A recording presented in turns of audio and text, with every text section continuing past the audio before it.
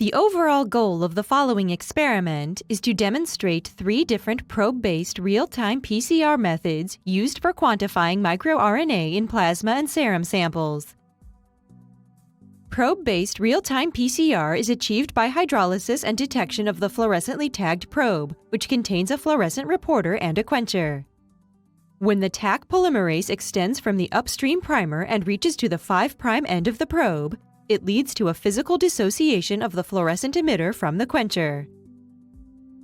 Next, a single molecule of fluorophore is released, which is recorded by the detector and presented as an incremental increase in the fluorescent signal from that reaction.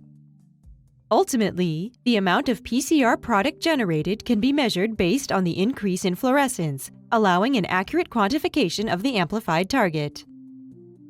This method is emerging as a promising method for discovering novel biomarkers for various cancers and other diseases such as diabetes.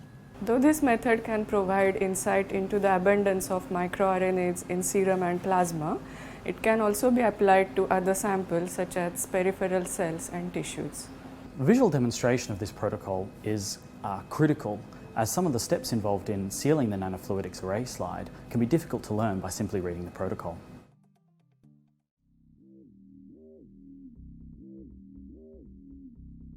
For probe-based real-time quantitative PCR mature microRNA detection, add 4.2 microliters of the individual qPCR reagent mixes to each well of an optical 96-well plate, followed by 0.8 microliters of the appropriate freshly prepared cDNA reaction solution.